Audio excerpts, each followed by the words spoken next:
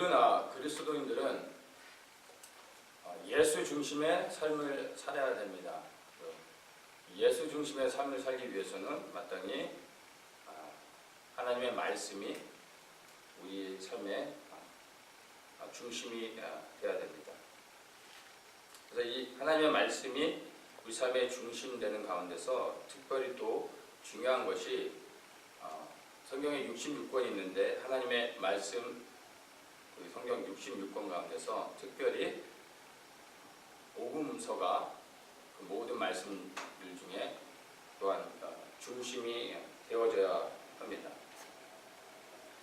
복음서가 신약의 첫 시작에 있는데 저는 개인적으로 복음서를 신약에서 좀 분리를 합니다. 그래서 그 배역을 보면 구약과 신약을 연결하는 역할을 하는 것이 복음서의 또 중요한 역할입니다. 근데 만약에 복음서가 없다면 구약의 모든 이야기들은 거짓말이 되는 것이고 신약의 모든 이야기들은 소설이 되는 것입니다.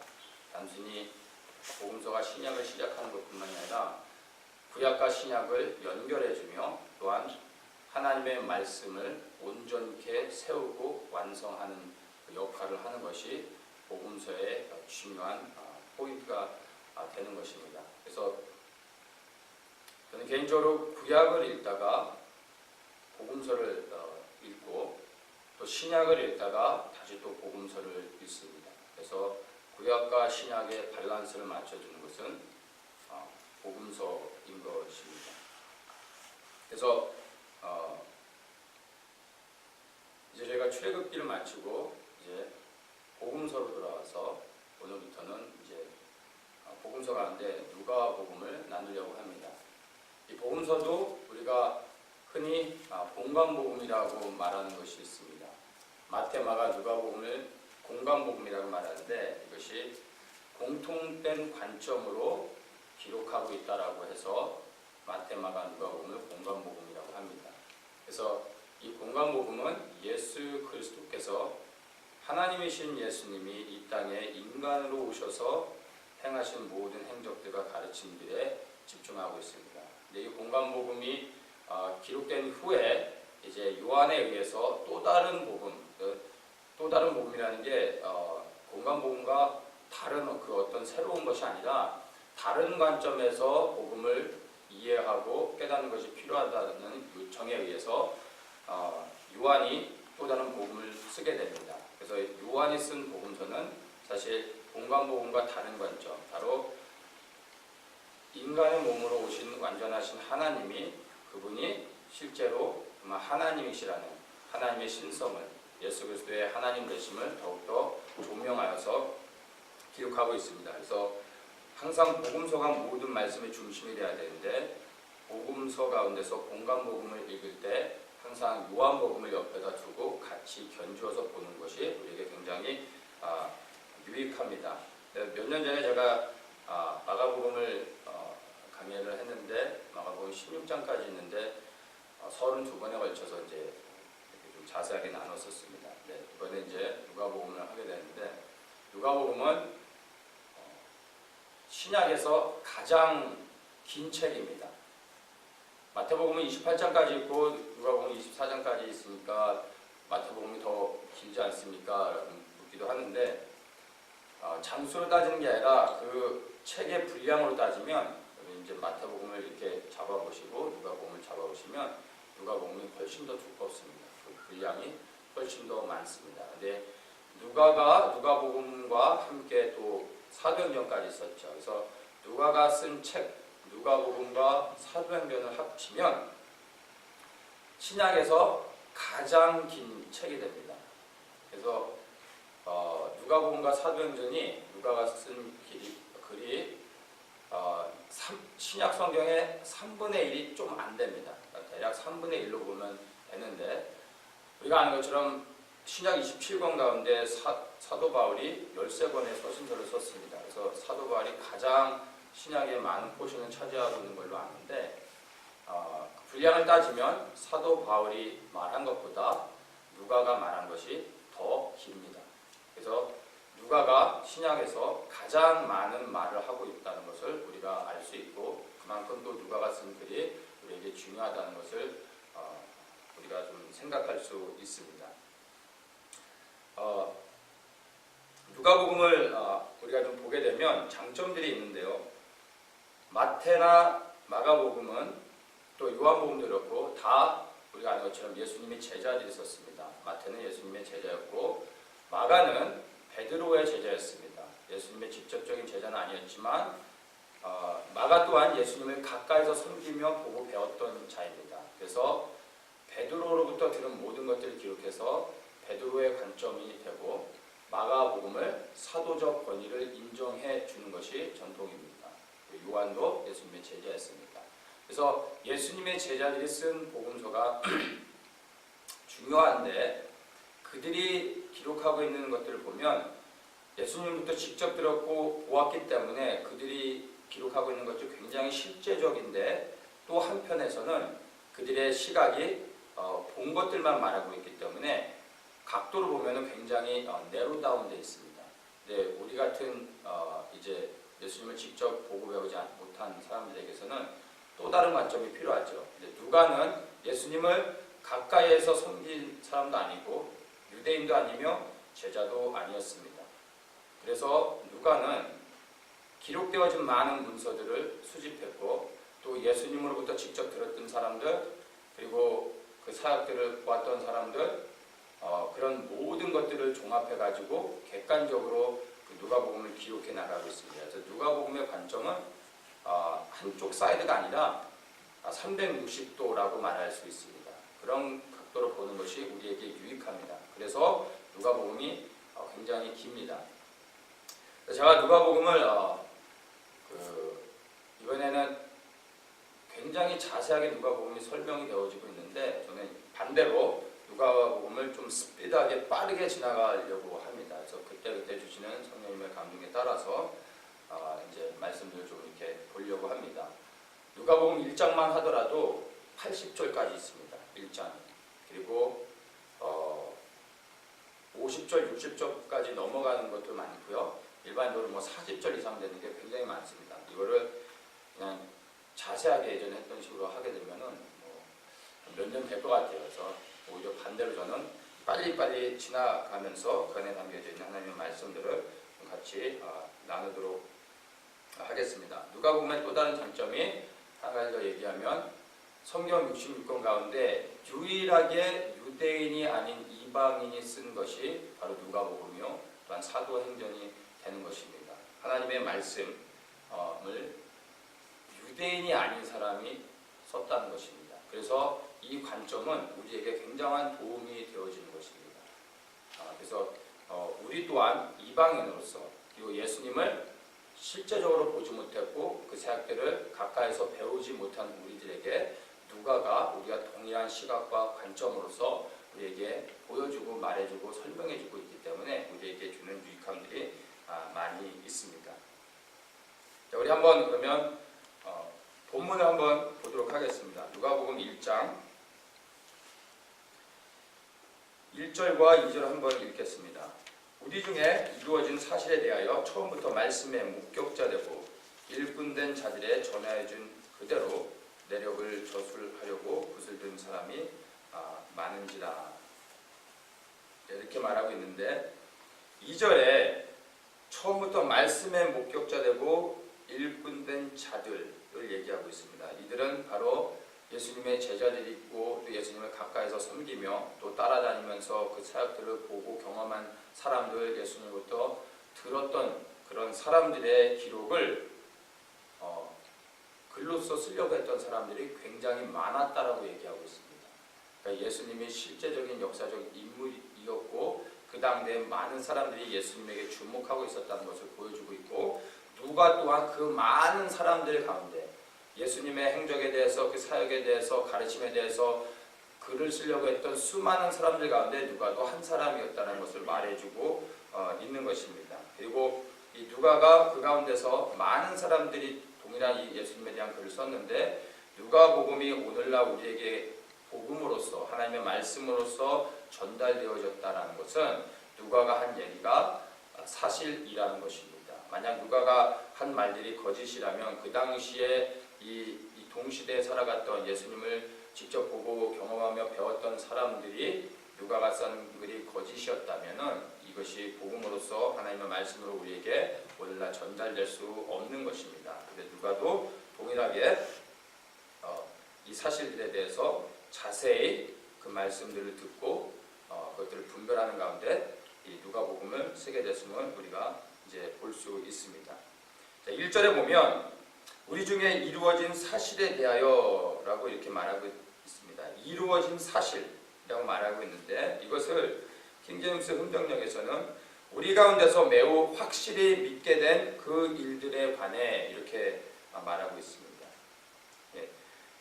확실히 믿게 된 그 일들과 이루어진 사실을 합치면 확실하게 믿게 된 그 사실들에 대해서 얘기하고 있다는 것입니다. 그것이 무엇입니까? 이루어진 사실, 실제적인 사실이 무엇입니까? 바로 누가복음의 전체적인 내용을 보면 예수님의 탄생, 그리고 그분의 성장, 그리고 그분의 사역, 그리고 예수 그리스도의 십자가에서 죽으심, 그리고 부활하심, 또한 승천까지 그 모든 것들을 사실이라고 말하고 있는 것을 누가복음 전체를 보면 우리가 알 수 있습니다. 바로 이것이 복음이 되는 것입니다. 동정녀 마리아에게 성령으로 잉태되는 것부터 시작을 해서 예수님께서 우리와 같이 유년 시절을 지나 성인이 되셨습니다. 하나님의 아들이라고 해서 한순간에 1년 만에 그냥 성인이 되어진 게 아니라 우리와 동일한 모든 과정을 거쳐 이 땅에서 우리와 동일하게 육의 부모를 섬기며 성장하셨다라는 것입니다. 그리고 이제 그분이 사역을 시작하실 때 하나님 나라의 복음을 선포하셨고 그 하나님 나라의 복음을 선포하심과 동시에 그 나라의 능력, 하나님 나라의 능력으로서 사람들을 치유하고 고치고 회복하는 일들을 감당하셨음을 누가복음을 통해서 우리가 알 수 있습니다. 그리고 예수님께서 저와 여러분들의 우리 한 사람 한 사람들의 죄를 위해서 십자가에서 못 박혀 죽으셨습니다. 완전히 죽으셨음을 성경에서 기록해주고 있고 3일 만에 죽은 자 가운데서 다시 부활하셨음도 우리에게 분명하게 누가가 객관적인 시각에서 그것들을 말해주고 있습니다. 그리고 부활하신 주님께서 제자들에게 보이시고 또 그 제자들을 가르치고 당부하시면서 하나님 이제 이 하나님 나라를 위하여 그들이 무엇을 어떻게 해야 될지 그들에게 명령을 주시고 그 다음에 그들이 보는 앞에서 하늘로 승천하셨습니다. 이 모든 사실들이 바로 복음이 되는 것이고 이 사실들을 자세히 누가가 기록해 나가고 있는 것이 누가복음의 전체적인 내용이 되는 것입니다. 그래서 이 복음이라는 것은 어떤 이론이 아니라 사상이 아니라 어떤 교리가 아니라 복음은 예수 그리스도에 대한 모든 것이 되는 것입니다. 그분의 출생부터 해서 승천하시기까지 모든 예수 그리스도에 대한 것이 바로 복음이 되는 것인데 그 복음 가운데서 가장 핵심이 되는 것이 바로 예수 그리스도의 죽으심과 그분의 부활하심이 되는 것입니다. 이것이 빠져버리면은 복음은 복음이 될 수 없는 것입니다. 예수 그리스도의 죽으심 그리고 부활. 그래서 예수님의 제자들이 무엇의 증인이 되는 것입니까? 죽으심과 부활. 예수 그리스도께서 죽으셨고 그 죽으신 주님이 부활하셨다라는 것. 바로 이것에 목숨을 건 증인들로 이들이 살아갔고 초대교회 때 전했던 복음의 핵심의 내용들이 오늘날처럼 도덕적인 거나 아니면 교리적인 어떤 철학적인 이런 내용들이 아니라 예수 그리스도가 죽으셨다. 그러나 그분이 다시 부활하셨다. 우리가 믿을 때 그분의 죽음과 함께 연합되어져서 죽고 또 그분의 부활함에 우리가 연합되어질 때 우리가 생명을 얻게 되는 것이다. 라는 것을 제자들이 선포했던 것입니다. 그래서 초대교회 때 전했던 복음의 내용은 굉장히 단순했습니다. 근데 그 단순한 복음이 바로 엄청난 능력을 행하며 수많은 자들의 생명을 얻게 하는 역사를 이루셨음을 우리가 볼 수 있게 되는 것입니다. 바로 누가는 이러한 사실들, 예수님의 탄생부터 해서 승천까지, 특별히 죽으심과 부활에 대한 것까지 이것을 직접 보지 않았음에도 불구하고 이 모든 것이 사실이라고 말하고 있는 것입니다. 우리는 보아야 믿는다라고 말하지만 누가도 지금 이것이 사실이라고 말하고 있는데 누가는 보지 않은 자입니다. 예수님의 제자가 아니었습니다.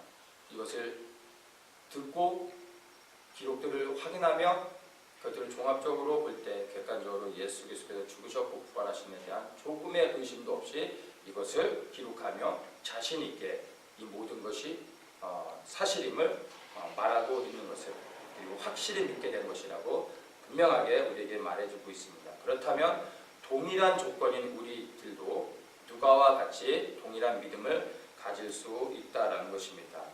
나 개인 우리 한 사람 한 사람에게도 예수님의 죽으심과 부활이 믿어지고 그것이 확신되어지십니다. 누가와 같은 동일한 은혜가 우리 한 사람 한 사람들에게도 부어지기를 원합니다. 바로 이 누가복음을 통해서 분명하게 우리가 그 사실들을 또한 발견하게 될 것입니다. 예수님께서 부활하신 후에 제자들에게 나타나셨습니다. 그리고 예수님이 이제 다시 가신 다음에 제자들이 모였을 때 도마가 왔습니다. 예수님이 부활하시고 제자들에게 나타났을 때 도마가 없었습니다. 제자들이 이제 도마에게 예수님이 부활하셨다고 우리에게 나타나셨다고 했을 때 도마는 것을 믿지 않았습니다. 내가 손으로 그 옆구리에 넣어보지 않고서는 내가 믿을 수 없다라고 말을 했습니다. 며칠 후에 예수님이 다시 나타나셨습니다. 도마를 부릅니다. 이 손을 내 옆구리에 넣어보고 믿음이 없는 자가 되지 말고 믿는 자가 되라라고 예수님이 말씀하셨습니다. 그리고 도마는 넣어보지 않았지만 나의 주 나의 하나님 하며 그 믿음을 고백했습니다. 그때 도마에게 예수님이 하신 말씀이 너는 나를 본보로 믿느냐 보지 않고 믿는 것이 복되도다 라고 말씀하셨던 것입니다. 바로 우리 한 사람 한 사람들이 보지 않고 믿을 수 있는 그런 복된 믿음을 갖는 여러분들 되시기를 예수님의 이름으로 축복합니다. 바로 이 누가복음을 통해 이 복음서들을 통해 하나님의 말씀들을 통해 우리는 보지 못했지만 직접 듣지 못하고 배우지 못했지만 이 사실들에서 조금도 의심 없이 우리는 예수님의 모든 것이 사실임을 우리는 믿을 수 있게 될 것입니다. 그것이 하나님의 은혜인 것입니다. 자, 우리는 오늘날 복음에 대한 태도를 좀 바꿀 필요가 있습니다. 우리가 보지 않고 믿는다고 해서 우리 안에 보여지는 손에 붙잡히는 현실적인 물증이 없다고 해서 우리가 복음을 전할 때 때로는 우리가 약간 좀 주춤하며 당당하지 못하는 모습들을 발견하게 됩니다. 오늘날 복음을 전할 때 많은 경우가 복음을 세일즈하는 판매하려고 하는 모습들이 우리 안에 있습니다. 그래서 판매를 한다는 것은 세일즈하는 자는 판매를 할 때는 그 대상이 고객이 되죠. 그래서 굉장히 겸손해지며 이 낮은 자세로 나아갑니다. 물론 겸손한 건 좋지만 복음을 전하는 자는 우리가 전하는 그 복음이 무엇입니까? 세일즈가 아니잖아요. 무엇을 판매해서 이득을 남기려고 하는 게 아니죠. 생명을 구원해주려고 하는 것이잖아요. 우리가 담대해야 되는데 사실 오늘날 복음을 판매하려다 보니까 당당하지 못하고 뭔가 이 복음이 가치 없는 것처럼 그러나 그들에게 뭔가를 강매하는 것처럼 전달되어질 수 있는 것을 오늘날 좀 발견하게 됩니다. 여러분 복음은 진리이며 복음은 생명입니다. 이 진리인 복음은요 진리의 속성은 뭐냐면 선포하는 것입니다. 진리는 그냥 선포하는 것이지 동의를 구하거나 어떤 그 사람을 설득하려고 할 필요가 없는 것입니다. 진리는 그냥 그 존재 자체가 진리이기 때문에 그냥 선포하면 되는 것입니다. 믿든 안 믿든 진리는 진리가 되는 것입니다. 가짜들은 자신을 증명하려고 하지만 진짜는 스스로를 증명하지 않습니다. 존재 자체가 그 자체가 진짜이기 때문에 존재 그 자체로 충분한 것입니다. 그래서 복음서를 보면 예수님께서 그분이 하나님이심을 말씀하시지만 왜 하나님이신지에 대해서 증명하지 않습니다. 예수님께서 빌라도 앞에 섰을 때도 빌라도가 여러 가지 질문을 합니다. 네가 하나님이냐, 네가 하나님의 아들이냐, 신성에 관한 것, 하나님 예수 그리스도에 대한 것을 물을 때 예수님이 말씀하십니다. 왜냐하면 그분은 진리를 물을 때 진리에 대해서는 그분은 대답을 하셔야 되는 것입니다. 그분이 말씀하십니다. 그런데 단 한 번도 이 예수님이 붙잡혀서 억울하게 누명을 쓰는 것에 대해서 변호할 기회를 줬을 때 예수님은 침묵하십니다. 스스로를 변호하지 않으십니다. 이것이 바로 예수님이 우리에게 보여주셨던 모습인 것입니다. 진리는 그냥 선포되면 되는 것입니다. 믿게 하려고 할 필요가 없습니다. 설득시킬 필요도 없고 담대히 선포하면 되는 것입니다. 그리고 그 진리의 능력이 그 영혼을 침투하고 들어가 그 견고한진들을 부수고 하나님의 말씀 안에 무릎을 꿇게 만듭니다. 그것은 우리가 하는 것이 아니라 진리가 하는 것임을 우리는 믿고 담대히 선포해야 되는 것입니다. 바로 이것이 복음을 믿을 때 담대해질 수 있고 이 복음 안에 살아갈 때 우리가 이 진리를 선포할 수 있게 되는 것입니다. 3절을 한번 보겠습니다. 그 모든 일을 그전부터 자세히 미루어 살핀 나도 데오빌로 각하에게 차례대로 써 보내는 것이 좋은 줄 알았느니, 이건 말씀을 나눈 것처럼 이 누가가 지금 처음부터 이 자세한 모든 내용들에 대해서 그 기록들을 조사해가지고 자신이 연구한 것들을 이 데오빌로 각하에게 지금 전해주고 있음을 3절을 통해서 우리가 알 수 있습니다. 단순히 우리가 들은 하나의 이야기를 그저 무조건 그냥 믿습니다라고 하고 받아들이는 것이 믿음이 아닙니다. 바로 누가는 그 모든 일을 그전부터 자세히 미루어 살폈다고 합니다. 누구의 말을 하나 듣고 나서 글을 하나 읽고 나서 그냥 그거를 무조건 받아들여서 얘기하는 것이 아니라 그것이 정말 사실인가 아닌가 고민하며 의심하며 그것들을 연구해서 이 모든 사실들을 확인했다라는 것입니다. 여러분, 복음을 그냥 믿으시면 안 됩니다. 의심하고 믿으셔야 됩니다. 그 의심은 어떤 하나님에 대한 불신을 말하는 게 아니라 퀘션해가지고 우리가 하나님의 말씀을 대하며 나아가야 된다는 것입니다. 무조건 믿습니다 받아들이는 것이 믿음이 아닌 것입니다. 두드려봐야 되는 것입니다. 확인해보고 흔들어보고 그런 거 아니한가. 베레아 사람들처럼 정말로 하나님의 말씀을 두려운 마음으로 받되 하나님의 성경을 펴서 성경을 성경으로서 확인하면서 그 말씀들을 확증해 나가는 것이 너무나 중요한 것입니다. 왜냐하면 이 말씀은 단순한 지식이 아니라 영혼을 구원하는 생명이 되는 것입니다. 근데 이 생명이 되는 것을 우리가 어떻게 다른 사람의 말 한마디에 우리의 생명을 걸 수 있겠습니까? 우리가 이 말씀을 통해서 그것이 그런가 아니한가를 우리 스스로 말씀을 펴 묵상하며 연구하며 그것들을 발견해내야 되는 것입니다. 그것이 우리에게 주어진 책임입니다. 왜냐하면 우리에게 하나님의 말씀이 주어졌기 때문입니다. 중세시대에는 성경을 보고 싶어도 볼 수 없었습니다. 사제들이 전해주는 말씀 외에는 그들이 하나님의 말씀을 들을 기회가 또 볼 기회가 연구할 수 있는 것이 없었습니다. 그러나 오늘날 우리에게는 하나님의 말씀인 성경이 있습니다. 또 성경을 깊이 묵상하고 함께 보고 참고할 수 있는 많은 것들이 우리 주변에 있습니다. 이제 이 말씀을 통해서 생명을 얻게 되는데 이 말씀 안에 담겨져 있는 진리들을 우리 스스로가 목사가 하는 얘기이기 때문에 교수가 하는 얘기이기 때문에 아니면은 많은 사람들이 이미 인정한 어떤 글이기 때문에 우리가 받아들이는 것이 아니라 그것을 들을 때 성경을 펴서 정말로 이것이 그런가 아니한가를 우리 스스로가 묵상하면서 나아가는 것은 정말로 중요한 것이고 또한 하나님의 말씀을 이제 갖게 된 우리에게 하나님이 우리에게 요구하시는 또한 책임이기도 합니다. 4절 한번 보겠습니다. 이는 각하로 그 배운 바의 확실함을 알게 하려 함이로다 이렇게 말하는데 세번역에서는 이거를 이리하여 각각께서 이미 배우신 일들이 확실한 사실임을 아시게 되기를 바라는 바입니다. 이렇게 말합니다. 자, 이 말의 의미를 좀 보면은 이미 누가가 이 데오빌로라는 사람에게 말씀을 가르쳐 줬던 것입니다. 언제인지 모르지만 이미 하나님의 말씀을 가르쳐 줬고 그 가르쳐 줬던 말씀을 이제 다시 한번 확실하게 컨펌하고 있다는 것을 우리가 알 수 있습니다. 자, 이것을 통해서 우리가 분별해야 되는 것이 하나님의 말씀을 배우고 믿고 그것으로 끝나면 안 된다는 것입니다. 누가 또한 지금 데오빌로에게 이미 복음을 전해줬습니다.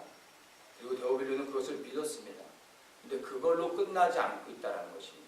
다시 이 누가가 데오빌로에게 이 서신을 쓰면서 내가 당신에게 가르쳐줬던 그 모든 것들이 정말 분명한 사실임을 다시 한번 확인시켜 드립니다 라고 하면서 그가 가르쳐줬던 내용들을 다시 이 서신을 통해서 누가복음을 통해서 전달해 주고 있다라는 것입니다. 하나님의 말씀은 확증되어져야 됩니다. 단순히 내가 한번 보고 그 말씀이 믿어졌다고 해서 거기에서 멈춰서는 안 됩니다. 하나님의 말씀이 믿어지는 것도 너무 귀한 거고 감사한 거지만 하나님의 말씀을 아멘으로 받고 성경을 덮고 나면 그걸로 끝나지 않습니다. 내가 믿음으로 고백하고 하나님을 믿는다라고 하지만 그것이 우리가 믿음 안에 살아갈 수 있는 능력을 제공해 주는 것은 아닙니다. 우리가 믿은 그 말씀을 우리가 날마다 다시 그 말씀을 상고하고 그 말씀을 다시 한번 묵상하는 가운데서 그것을 확신해야 된다는 것입니다. 날마다 복음을 확증하며 나아가야 된다는 것입니다. 제가 요즘 그 백야드에 고추하고 피망하고 이제 도마도를 키웁니다. 그래서 아침에 제가 이제 물을 주고 저녁에는 제 딸 보고 이제 물을 주라고 했습니다. 했더니 아빠가 저녁 때 것까지 아침에 주라고 그러더라고요. 그래서 그렇게 할 수 있으면 내가 일주일치를 주고 싶다 나도 이렇게 얘기를 했습니다. 하나님의 말씀은 동일한 것입니다. 우리가 일주일 동안 금식하며 철야하며 하나님의 말씀을 보고 난 후에 한 달 동안 우리 하나님의 말씀을 보지 않고 살아도 우리가 온전히 하나님 앞에 설 수 있을까요? 그렇지 않습니다. 매일의 삶 속에서 우리가 하나님의 말씀을 믿은 그 말씀을 또다시 꺼내서 또다시 씹고 또다시 그 말씀을 묵상하며 또다시 그 말씀을 붙잡는 것, 그것이 말씀을 확증하는 것입니다. 끊임없이 이것이 반복되어져야 됩니다. 그렇지 않으면 우리의 영혼은 자라지 않는다라는 것입니다. 우리가 매일 말씀을 읽고 묵상할 뿐만 아니라 그 믿는 말씀들을 날마다 확증하며 우리가 확인해야 되는 것입니다. 고린도후서 13장 5절에 이렇게 말합니다. 너희가 믿음에 있는가 너희 자신을 시험하고 너희 자신을 확증하라. 예수 그리스도께서 너희 안에 계신 줄을 너희가 스스로 알지 못하느냐? 그렇지 않으면 너희가 버리운 자니라. 이렇게 말하고 있습니다. 믿음에 있는가 너희 자신을 시험하라고 말하고 있습니다. 우리가 하나님의 말씀을 믿는다라고 해서 늘 우리가 그 믿음 안에 서 있다라고 여러분 믿지 마십시오. 우리가 믿는다고 말하지만 때로는 우리가 믿는 그 믿음에 서지 않고 우리가 넘어질 수 있습니다. 우리가 믿는 그 믿음 위에 날마다 내가 견고하게 서 있는지를 확인해야 됩니다. 테스트해야 됩니다. 그것을 무엇으로 테스트할 수 있습니까? 하나님의 말씀이 기준이 되는 것입니다. 그 말씀으로 나를 비춰보며 내가 믿는 그 믿음 위에 내가 오늘도 서 있는가를 날마다 그 말씀으로 내 기준을 삼아서 분별하며 그것을 확증해야 되는 것입니다. 시험해야 되는 것입니다. 그리고 난 후에 또다시 확증하라고 말씀하고 있는 것입니다. 말씀으로 시험하는 것만은 부족합니다. 또다시 확증해야 되는 것입니다. 그것은 바로 흔들어 보는 것입니다. 내가 서 있는 이 견고한 믿음 위에 나는 온전히 있는지를 다시 한번 흔들어 보는 것입니다. 바로 그러한 과정을 겪을 때 나의 믿음이 견고해지는 것입니다. 그렇지 않으면 바로 버리운 자가 될 수 있다라고 얘기하고 있습니다. 믿음으로 고백하고 동의하고 화답하는 것만으로 우리가 믿음 안에서 살아갈 수 있는 것이 아님을 우리가 성경을 통해서 알 수 있습니다. 말씀 위에 견고히 섰다면 이제 믿음을 확증해야 되고 그리고 그때 우리의 믿음이 자라고 견고해지는 것입니다. 날마다 그 우리의 믿음을 흔들면서 확증할 때 우리의 믿음이 견고해지고, 그 견고해진 믿음이 우리의 삶의 현장 가운데서 당하는 고난과 어려움 가운데서 조금도 흔들림 없이 두려움 없이 그 믿음에 서서 주님을 바라보며 주님을 소망하면서 나아갈 수 있게 해주는 능력이 되는 것이 바로 이 과정을 통해서 되어지는 것입니다. 그래서 정말로 하나님의 말씀이 이제 우리에게 주어졌습니다. 그 많은 말씀 가운데 특별히 이 복음서가 우리 말씀 가운데서도, 성경 가운데서도 중심이 되기를 원합니다. 그리고 이 복음에서 말하고 있는 예수 그리스도에 대해서 우리가 날마다 묵상하고 그 그리스도를 우리 입술로 고백하며 그 믿는 믿음 안에서 날마다 우리 스스로를 테스트하고 확증하는 가운데서 우리 믿음이 계속해서 정말로 견고히 자라가 주님 보시는 그날까지, 주님 앞에 서는 그 순간까지 변함없이 세워지는 그러한 은혜가 우리 가운데 있기를 예수님의 이름으로